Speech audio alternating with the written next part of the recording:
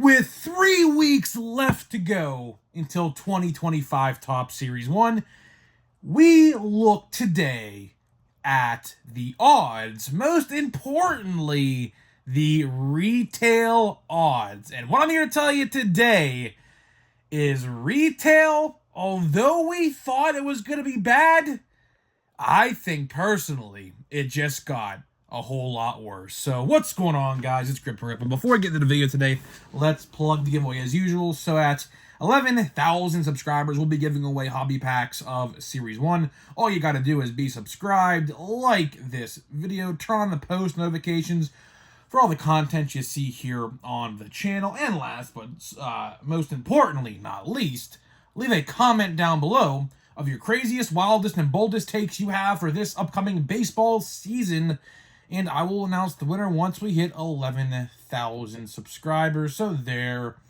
is that. So I would love to hit 11,000 before Series 1. I think it's definitely possible. This upcoming next few weeks are really big, like, for me with the channel every year, so I think we should be able to get close, if not hit it. Would be very, very cool if we could do that. So yeah, that'd be pretty nice. And of course, in case you missed my announcement, we are moving out of this setup in February. We're looking to gear up for probably around February, before the 10th for sure. I can't give you an exact date because obviously things have to ship, or I have to find some things in store still I have to use for the setup. So I can't say for certain when we're going to start the new setup, but it's going to be somewhere before February. It's put it this way. It's definitely going to be before Series 1. I just can't tell you an exact date because I really don't know. The chair I'm going to use, this nice big like office gaming chair, is coming in today. So that's one thing that has yet to come as well. So I don't know. We'll have to wait and see how things go. But definitely before Series 1 when we're going into the new setup. And I think you guys are really going to love the new setup. You're really going to love it.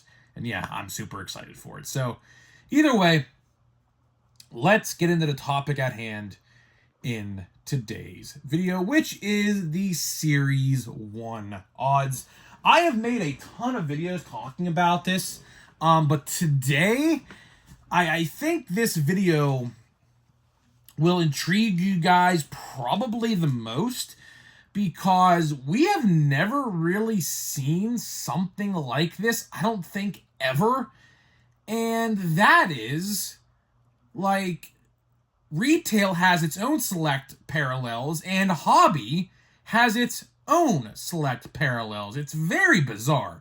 So let's just get right into it. So I saw a sheet floating around today, and my buddy Knoxville Rip sent me this, of all of these hobby exclusive parallels. Now I'm assuming that also means jumbo. I don't know. It just said new hobby exclusive. It didn't say jumbo anywhere on the sheet, so I'm just going to assume it means both. But if it doesn't, then that's a whole different topic for a whole different day, because if that's the case and they don't put them in jumbos, doesn't make much sense. But I'm just going to assume that they are, because that wouldn't make much sense, okay? So what I did today was I went through and looked at the Series 1 odds pretty extensively. I sat there and looked at all, like, 40 pages, I think it was, which is bizarre. I went and looked through all of the important stuff, put it that way, for the odds regarding retail formats and things like that. And there are certain parallels exclusive to hobby product and certain parallels exclusive to a retail product. So, for example, we'll talk more about this later in the video, but hollow foils are retail exclusive and rainbow foils are hobby exclusive. So it looks like, by the judging of just that information alone, it looks like, and again, we don't really know what these cards look like yet. We don't know what a hollow foil certainly entails.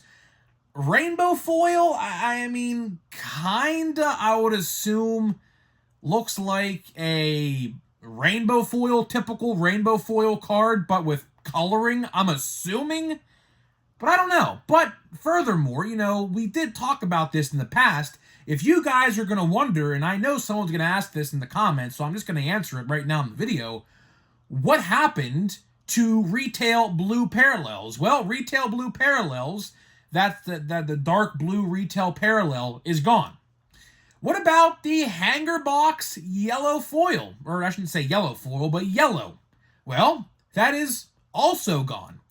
How about the retail exclusive numbered blue out of $9.99?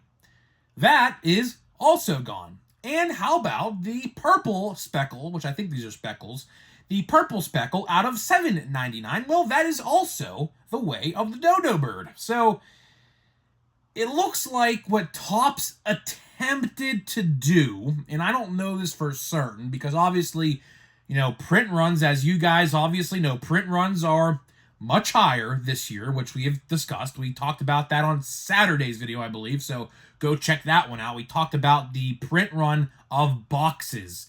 Another YouTuber by the name of ERB Sports made a video talking about it, so I just basically regurgitated his information and gave my spin on it. Go listen to that one. 1 million hanger boxes, spoiler alert, of Series 1, FYI. Pretty bizarre. But regardless, it looks like what Topps tried to do here is they eliminated like the unnumbered / the 2 numbered ones and replaced them with a whole bunch of other numbered cards. Like, for example, the holo foils, like we alluded to earlier. The holo foils, I didn't write all the colors down, but there are at least, I would say, 8 to 10 different colors of holo foil in retail, and it is exclusive to retail, so you can only find these in retail product. In every version, by the way, they're in every single version of retail product. And on the contrary, in hobby, rainbow foils have a bunch of colors. I think they're matching, I believe. Although there are a couple differences. Like, for example, the black rainbow foil is exclusive to hobby and hobby only. So if you try to find a black bordered card in retail, that is not going to happen. Not going to happen in retail. So keep that in mind. Of course, the black parallels have been a huge controversy with Topps because they got rid out of the 76 and they replaced it with an out of 10. So obviously that is like what, 66 minus 66 on each black card, on black border card. So as you can see there, people were upset with that alone because instead of, for example, 76 black border Dylan Cruz cards, there's only going to be 10 Dylan Cruz black border rookie cards. So, you could see where that problem lies in and of itself. As well, by the way, they did get rid of the Mother's Day and Father's Day, by the way. And I don't know this for certain. I'm going to really look at this, but I think this one's bizarre to me, but I think they also got rid of the Jumbo Hobby Yellow Golden Foils, by the way. I have to go and look again, because I honestly, admittedly, I did not really dive deep into that kind of stuff. I just looked at the numbered stuff. But call me crazy, but I need someone maybe to help me in the comments. So if you're up for the challenge, go look at the odds and come back to this video and comment. Are the Golden Jumbo exclusive cards gone? Because they're typically right front and center on page 1 of the odds. And spoiler alert, they're not there. They are not there. So it looks like Topps might have gotten rid of those as well. Which, as a Pirates fan, obviously I like to get the color matches because they look really nice as a Pirates card. And yeah, that's not going to happen. But for the most part, for the good part, is that we do have other, like, golden cards that are, these ones are numbered, though. Those ones obviously weren't numbered, but these ones are numbered. So that's, I guess, a trade-off. They're kind of probably going to look similar. As a matter of fact, think about this. Since there are rainbow foils that are numbered in hobby product, I believe I saw gold in that category in the odds. Essentially, if you do compare the golden foil jumbo cards to the new rainbow foil numbered cards, they look probably exactly the same. So honestly, it kind of does make sense if they did do that. I'm not really giving them props for that, though. Don't get it twisted. I'm not congratulating them for doing that because I love the gold cards. I loved collecting the Pirates ones because they look phenomenal as, Pirates. But regardless, I'm going to do a rundown here to end this video, to wrap this video up within the next 5 minutes, 6 minutes. I'm going to highlight the exclusives in retail and hobby. So let's start with retail. So first we have the Mega Box 1990 foil boards. Obviously, those were around last year. Here's one right here, the Kutch. I have this really cool Kutch one that I'm thinking about grading because I think this card would absolutely come back at 10, by the way. So I'm going to grade that probably sometime the next month or so. Either way, those are coming back with parallels with the 1990 design this time around, obviously. So there's that to look forward to. Those were in the Mega Box only, by the way. We have Spring Training Parallels. Spring Training Parallels are Blaster Box exclusive. So the Fanatics Blaster Box and the regular standard million boxes of regular blaster boxes. Spring Training Parallels are going to be the home of that. We don't know what those look like yet, so, just have to wait. Next, we talked about already, the holo foils. The holo foils, there's a bunch of them. Pink, red, green, orange, yellow, purple, blue. There's a ton of them. They're all different sequential numbered. I didn't write them all down because there's just so many of them. Same thing when we get to the hobby. There are so many rainbow foil colors. It's just too many to write down. I would have had a whole page on my notebook literally written to those just in and of itself. But holo foils are in every single retail product. Again, colors range from pink, blue, purple, green, yellow. Every color of the rainbow essentially is in the checklist. So, I will tell you, though, we'll talk about this in February. I don't want to get into this too much right now, but the odds to pull rainbow foils compared to holo foils, rainbow foils in the hobby are way easier to pull than the holos in retail. So we'll talk about that probably more in February because there's a lot of intricacy to that, but we'll get to that when we get to that. Next, the tin image variations. Now, these are not numbered. Don't get it wrong. These are not numbered, but I did put them in here because they are exclusive to retail and they are exclusive to the tins, as it says, the tin image variation. So make sure you go, and if you want some image variations, I'm sure the checklist is already out for that. Go see it for yourself. I don't really know who's in it, but probably a whole bunch of people, right? Next, we have Dynamite cards. Now, this is interesting.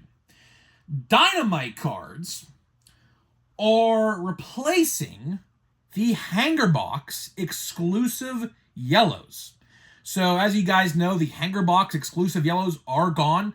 They are being replaced by these Dynamite cards. The only positive thing I could say so far, obviously, we don't know what they look like yet, is they are going to be numbered. Some of them, they are going to have different color variations to them. So I assume what Topps was thinking with this one, and I'll kind of give them credit with this one, rather than just getting two unnumbered yellows, I guess there's a chance now, obviously, that you can get, numbered Dynamite cards. You are guaranteed two, I think I read correctly on this one website today.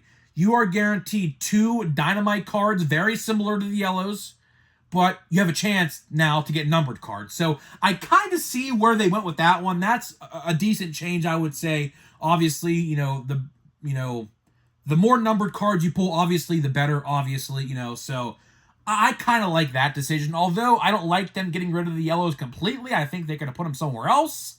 But unfortunately, that's how the cookie crumbles. And now Dynamite cards are in the Hanger Boxes. Of course, we have to talk... We have to talk about Stars of MLB. Stars of MLB is back. But I'm happy to report this time, thankfully, there are parallels that you can find of Stars of MLB. So, at least we're not getting the same Joe Schmo 20 checklist You know, it is what it is. You know, I'm not going to judge it yet. My biggest complaint with Stars of MLB was obviously, my biggest complaint, obviously, as you guys know, was the checklist was way too small. And if you bought like $50, $70 of retail, like hanger boxes, for example, you were going to get duplicates literally like in 2 or 3 boxes. So I didn't like that. And it looks like this time around there's going to be numbered ones. So it's not going to be as bad. But on the other hand, if the checklist is too small, you're still going to get a bunch of duplicates. So, we'll have to wait and see what happens there. And of course, Easter cards are also in the tins as well. So that wraps up the retail and the hobby. I'll go quick here because the hobby is honestly very, very small in compared to the retail. So hobby, we already talked about rainbow foil. There are a ton of rainbow foil cards. Again, black border cards, though, are exclusive to the hobby. You can't find those in retail. There is no hollow foil black bordered card. That doesn't exist. So you can only find that in the hobby formats. And there is a foil fractor and this one's interesting, a confetti fractor. So very interesting. And then there's a sand, I don't even know how to pronounce this. It's sand water parallel. I don't really know what that is either. Again, that is a hobby exclusive as well. A sand water parallel. I don't know if it's like a beach themed card. I don't really know what that is. But again, that's in there as well. So, there's a whole bunch of things. I will say, though, if you compare hobby to retail, there are a ton of different retail exclusives this year, which is nice. But the question I have, and this is the question we'll dive deep into in February, is how hard are those parallels going to be to pull? Because I can tell you right now, it is pretty. I looked at the hollow foils just to see what it could potentially be. And I think the easiest one to pull would be a pink in a tin, and it is 1 in 11. So that's $132 for the cheapest one you could find. So keep that in mind, that it might be pretty tough. It might be pretty tough, but we'll dive deep into that in a couple weeks when I get some spreadsheets ready and we do that, because I have to, look at some spreadsheets and things like that, and hopefully someone makes one so I could, actually use it for a video. So either way, guys, that is all I got for you in today's video today, guys. Hopefully you guys did enjoy this video talking about the retail and hobby perspective of the Series 1. So before we get out of here, we're going to open the last box I have, by the way, of Chrome Update. We have 1 box left of Chrome Update. I haven't even found any at retail ever. The only ones I've ever bought have been through online retailers, so I don't know exactly. This might be the last box we ever open. Hopefully, maybe I'll find one now. Now, if the Skeens 1-of-1 was pulled, by the way. So congrats to the kid. He's set for life for sure. I mean, that's definitely, he's at least going to get $500,000, no doubt about it. Either way, we're going to open a pack here. But let me tell you today about the sponsors while I get this box open here. So either way, this video today is sponsored by Smackin' and SeedGeek. Obviously, Smackin' sunflower seeds, 10% off your entire purchase with my code down below. They just released teriyaki and salt and vinegar. As you could see me opening the box here in the background. I just looked up at the camera real quick. They just released 2 new flavors. Go grab them. They're limited time only. Once they are gone, they are gone. So go grab them. Go give them a try. And SeatGeek, obviously, $20 off your first purchase only with SeatGeek.com with my code GRIPAndRip, all one word. So go check those guys out. Thank you to my sponsors for sponsoring my channel. So here we go, man. And I proposed this question yesterday. I'm going to propose this question again today, because I still haven't got the packaging unwrapped. If I do, and I don't really know how I'm going to get this done, but I'm going to try to maybe collaborate with some other content creators in the area. I don't really know. But if we did a watch with Grip and Rip game at PNC Park, where we all sat together and just watched a baseball game together, how many of you guys would be interested in that? I mean, obviously, I'm going to try to maybe collaborate with some other content creators in the Pittsburgh area. I'm going to ask around, see what I could do. But I would love to get a big, kind of like a party going, of just people in just watching baseball. I don't know. We'll have to wait and see. I'm going to see what I could do with that. Obviously, that stuff is kind of hard to, plan this far out, because obviously if I did do that, I would probably like to do it in like a summer month, like a June, July, August-ish month. So I don't want to do it like in a cold month. So obviously we'll have to wait and see. I'm going to ask around and see what other people think. I don't know. Oh, yes. We didn't get the one-on-one Paul Skeens, obviously, and it was actually pulled in a hobby box, by the way. It wasn't pulled in a Breaker's Delight. I thought definitely it was going to be in a Breaker's Delight, but it wasn't. It was a hobby box. Cool Paul Skeens, although there is some surface issues with this card. I could see there's a dimple right on the edge there. You can kind of see it right there by that red line. Yeah, there's one right there. And there's one right there by the rookie card logo. So, yeah, oh, yeah, and there's one by my thumb, too, right there. So, I wasn't going to grade this, obviously. There would be no point in grading this card. But, it is a PC card, nonetheless. Paul Skeens All-Star Game card. Next, we have, I'm going to put that aside here so I can sleeve and top load that one up. We got X-Fractors of Louis Varland, and the last one's going to be a Blake Walton. So I'm going to try to find some product this weekend. I'm going to be going to a Target and a Walmart. I just haven't gone out a lot recently because it's been so cold. It was like negative 20 degrees today in western Pennsylvania. And it's like a foot and a half of snow on the ground right now. So I haven't been out to go and try to find stuff. I'm going to try to find some more hanger or fat packs of archives if I can. Or a blaster box or two of that would be nice, either way, to get to Series 1. Although I will say next week we have a big release coming out. Not for baseball, but we have WWE Chrome coming out next week. Hopefully my card guy gets it. I would really hope he does, obviously. They had that stupid EQL lottery system release, and obviously I didn't win my freaking luck, but I'm going to try to get a hobby box of that stuff if I can. If I can't, then I'll just resort to getting blaster boxes of that stuff, I guess, if that's what it comes to. So, I don't know. We'll have to wait and see what happens next week. Hopefully he gets them. I have to call him and ask him. So we'll see what happens. So either way, guys, I am getting out of here. Let me know what you think about 2025 Top Series 1 and the exclusives of Hobby and Retail. Let me know what you think, and I'll see you guys in the next one.